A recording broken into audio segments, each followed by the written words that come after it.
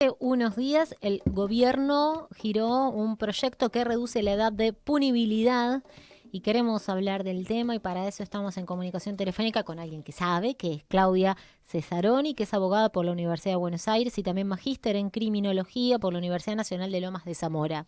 Claudia, ¿cómo estás? Hola, ¿qué tal? Buenos días, ¿cómo están? Bien, muchas gracias por este rato. Te sigo en las redes sociales, muy interesante todo lo que vas compartiendo, en serio lo digo. Inicialmente Bueno, gracias. te voy a pedir algo que debes estar cansada de decirlo y hacerlo, pero me parece que es importante porque hay espacios que lo siguen mencionando de una manera que no es la correcta. ¿Cómo se menciona? Porque muchos titulan bajar la edad de imputabilidad. Sí, el propio gobierno lo difunde así, contribuyendo a la confusión. No, hablamos de edad de punibilidad o edad mínima de responsabilidad penal, porque de lo que estamos hablando justamente es de a partir de qué edad el Estado decide someter a proceso penal, cuyo objetivo final es imponer una pena, ¿no? Cuando, digamos, si se investiga un delito y se atribuye la responsabilidad de ese delito a una persona, el objetivo es aplicarle una pena, no es otro. No es un fin educativo, no es un fin informativo, es un fin de castigo.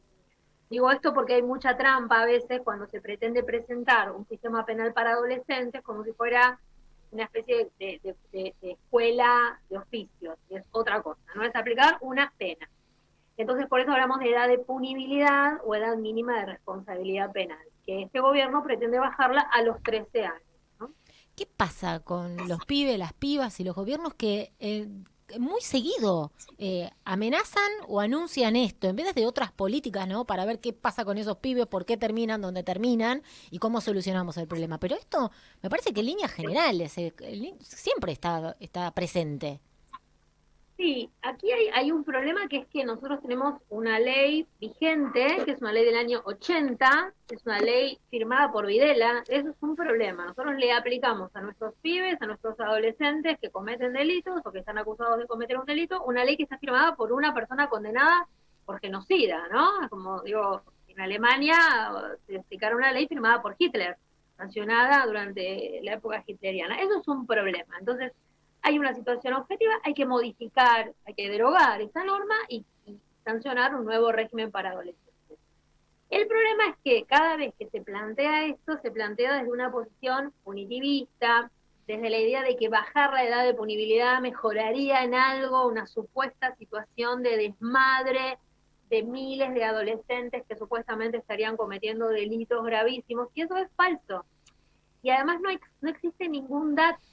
Fíjense que si ustedes se ponen a buscar toda la información que produce el gobierno, son puros eslogans, ¿no? Delito de adulto, pena de adulto, el que las hace las paga, esta posición bravucona de la ministra de Seguridad, vergonzosa, dirigiéndose a pibes, pibitos de 13 años, diciéndole, sabé, tenés que saber que si haces algo lo vas a pagar, es una cosa totalmente vergonzosa, en un país que tiene la Convención sobre los Derechos del Niño con jerarquía constitucional, ¿no? Nosotros tenemos el deber como adultos, como adultas, y el Estado en primer lugar, de cumplir un deber de protección con todas nuestras infancias y adolescencias, incluidos los adolescentes que cometan delitos, porque no pierden su condición de personas menores de edad o de niños, como lo llama la Convención. Entonces, no está mal pensar en un nuevo sistema para adolescentes, manteniendo la edad de punibilidad en 16 años, no hay ningún motivo, insisto, de orden estadístico, ni que nos permita pensar que si introducimos al sistema penal a pibitos de 13 o 14 años, alguna situación de violencia social va a disminuir, todo lo contrario, ¿no? Vamos a meter pibes cada vez más chicos en la picadora de carne que es el sistema penal y carcelario, ¿no? ¿Y hay algún proyecto en esta línea que vos decís que se haya presentado en algún momento de nuestra historia reciente? Sí, y déjame una cosita Sí. decir, esta propia ministra en 2019, cuando era ministra de Seguridad de Macri, presentó un proyecto que bajaba la edad a 15 años. Y en el propio gobierno de Macri, el ministro Garabano, en 2017, a 14. Digo esto porque la cuestión de la edad, y quiero insistir con esto, porque no tiene ninguna lógica que la misma funcionaria, con una diferencia de pocos años, baje de 15 a 13, ¿no? Sin presentar ningún argumento de ningún orden para justificar este cambio, 14, 15, 13, como si fuera una especie de, re, de revoleo de edades y como si no estuviéramos hablando de pibes muy chicos. ¿Hay algún proyecto en la Cámara de Diputados? La mayoría, quiero ser totalmente franca, son por la baja.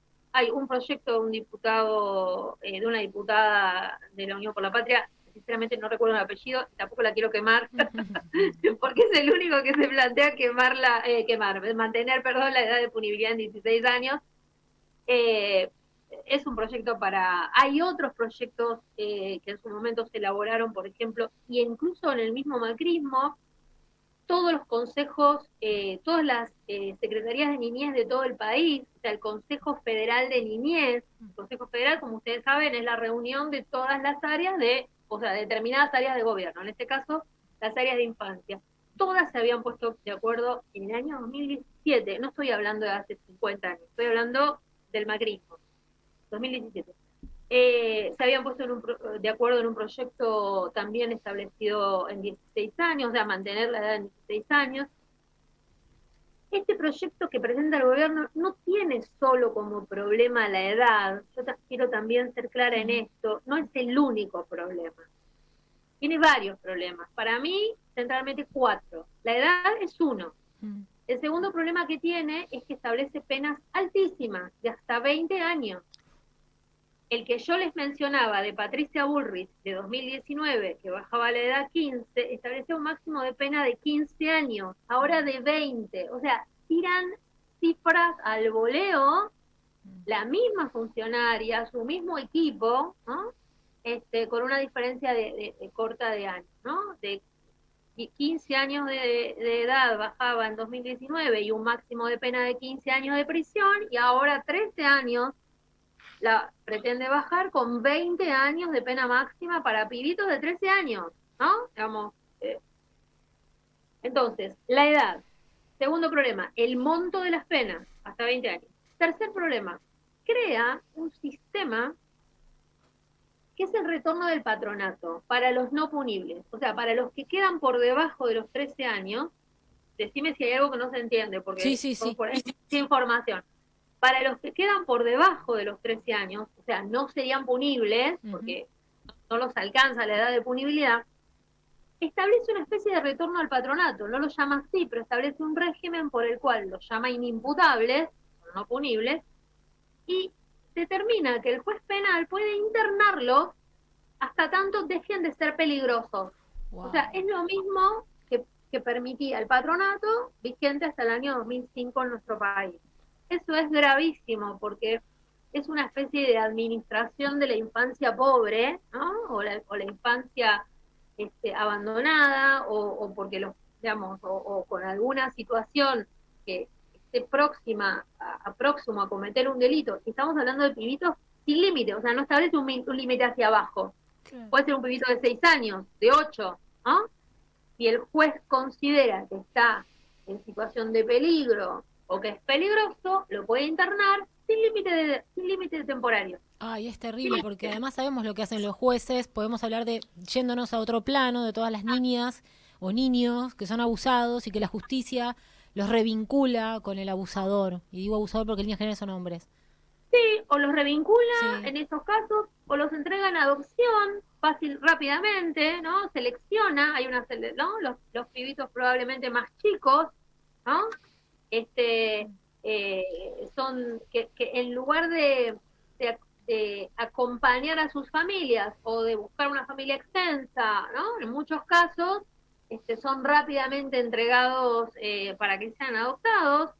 Entonces hay una obligación que el Estado tiene de intentar que los niños en situación de vulneración de derechos se queden con sus familias si las familias pueden cuidarlos y protegerlos con algún acompañamiento del Estado, porque hay muchas familias, y yo insisto con esto, estamos hablando de un momento en el que tenemos millones de personas bajo la línea de pobreza. Entonces, obviamente va a pasar que muchas familias no van a poder mandar a la escuela a sus hijos, los van a sacar de la escuela para que vayan a cartonear, no le van a poder alimentar como corresponde.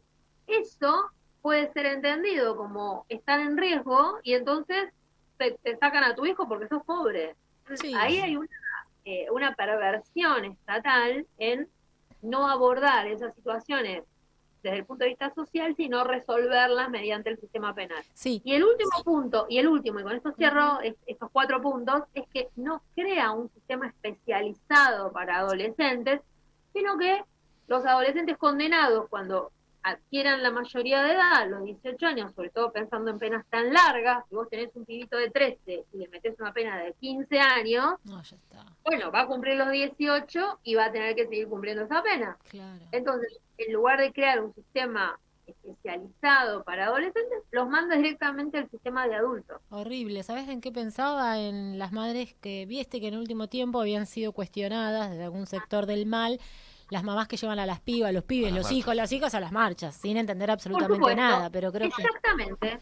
Y Ahí tenés. penalizada la marcha, se puede penalizar al niño, porque no deja de ser Y un te lo niñe. saco, Exacto. y mira cómo no vas. Absolutamente. Mira, no había pensado ese ejemplo, tal cual, exactamente. Porque va a ser un ¡Qué delito, o por horror! lo menos eso ¿Pero pretenden. por qué? Exacto.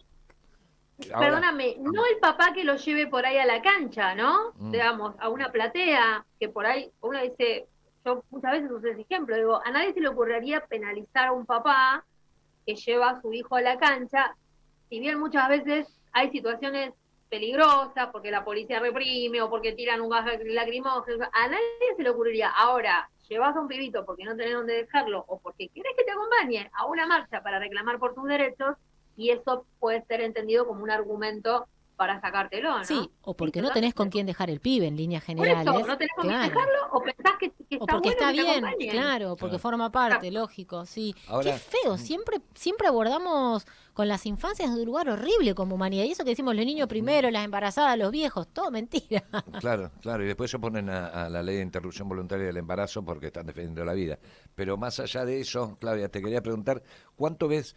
Está claro que hacen de toda una brecha y esta pretensión de ofensa cuando te dicen garantista o que en definitiva es la preservación de los derechos con la mayor igualdad posible, un sistema judicial en descomposición.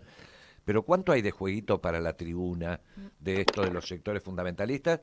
¿Cuánto hay de la intención de un control social absoluto o ambas?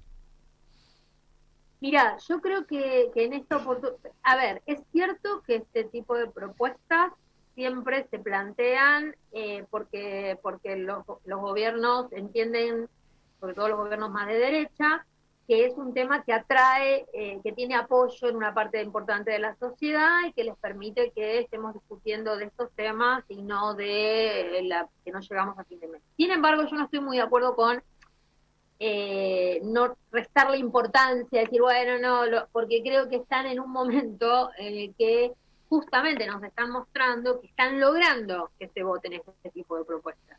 Propuestas punitivistas, un montón que no tienen alcance público, que no nos enteramos, que nos enteramos después, cuando decimos, che, ¿cómo se están llevando detenido a una gente por protestar? ¿O cómo le están aplicando la ley antiterrorista o están diciendo que son terroristas porque protestan? Y yo quiero también ser muy sincera en este punto. Este tipo de leyes nefastas no solo las votan o las producen los gobiernos de derecha. La ley antiterrorista es una ley que se votó en tiempos de Cristina. Y muchos lo cuestionaron y lo cuestionamos. Y dijimos, miren, ojo, porque no hay que pensar que estas leyes no se van a aplicar porque nosotros los buenos no las vamos a aplicar, porque en algún momento llegan los malos y las aplican, ¿no? Entonces, ojo con esto, las últimas reformas más brutales que se dieron con respecto al tema penal y el tema de la ejecución de las penas, lamentablemente fueron tanto en gobierno, en 2004 las llamadas leyes Bloomberg, cuando era el presidente Néstor Kirchner, y en 2017 la llamada ley Petri, cuando era presidente Mauricio Macri, y en ambos casos votaron este tipo de reformas regresivas, legisladores y legisladoras de todas las fuerzas políticas, si no, no se hubieran podido aprobar. Entonces,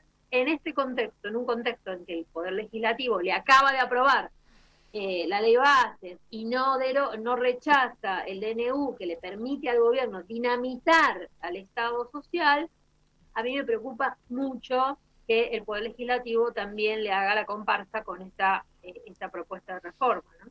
Claro. Y esto de la vuelta de la ley de patronato fue un rumbo y una perspectiva, y es una pregunta desde la filosofía del derecho, con una nueva concepción de las infancias, ¿no? No, es que además la derogación del patronato, insisto, fue en el año 2005, ¿No? fue un trabajo conjunto de todas las fuerzas políticas. Tuvo, recuerdo, un peso muy importante, por ejemplo, Chiche Dualde en esta ley, que es una ley muy buena. Es una ley la ley 26061, la ley de protección integral de los derechos de niñas, niños y adolescentes, que deroga expresamente el patronato, y es una ley que está pensada como una especie de bajar a tierra la Convención sobre los Derechos del Niño, ¿no? Hacerla efectiva en la vida cotidiana. ¿Eso se logró en toda su extensión? No.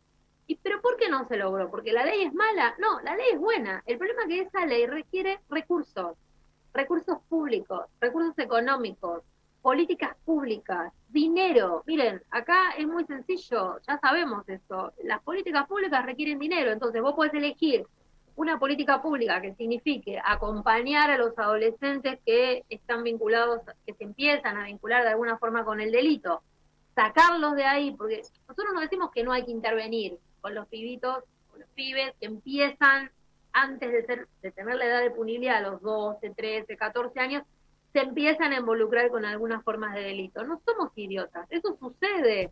Y creemos que hay que hacer cosas con esos pibes, pero por fuera del sistema penal. El sistema penal está pensado para el castigo.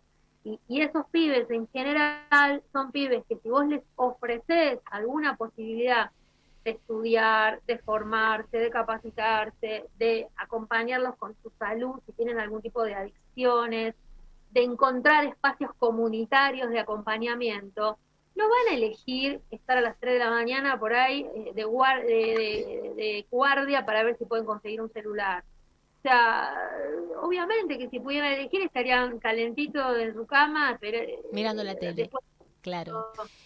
rica, ¿no? Sí. Jugando con el celular, cualquier pibe. Bueno, te agrego acá, yo también soy trabajadora no docente de una universidad, la Universidad Nacional de Lanús, y justo hablaba en estos días sobre las políticas que tienen las universidades para acompañar y dar diferentes talleres, ofertas y acompañamiento a los pibes que están en diferentes situaciones. Hay pibes que están en contexto de encierro donde va la universidad a proponer esto, ¿no?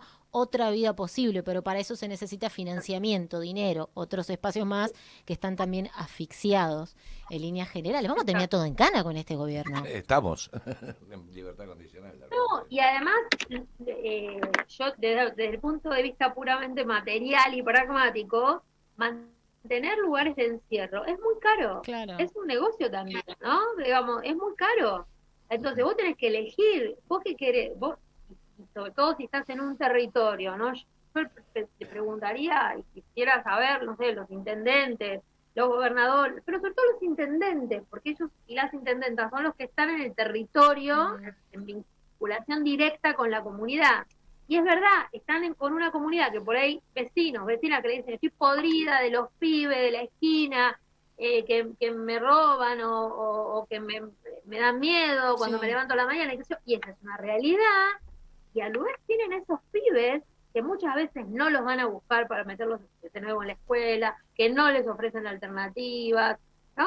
Digamos, que no generan desde clubes de barrio hasta, no sé, todo tipo de políticas que puedan acercarlos digamos, a no estar en peligro o poner en peligro a otras personas, porque no nos olvidemos que muchas veces también leemos no solamente noticias donde un pibe de 15 o 14 es autor de un delito, sino muchos casos de pibes de esa edad que son muertos por la acción policial, porque alguien se defiende en un intento de robo, ¿no? O sea, son víctimas también de su propia incursión en ese tipo de situaciones. Entonces, a mí me parece que es evidente que si entendemos que son sujetos de protección, que si entendemos que tenemos una convención que nos obliga a protegerlo, a un plus de derechos para la infancia y para las adolescentes, pues eso hay que hacerlo efectivo, ¿no? Totalmente.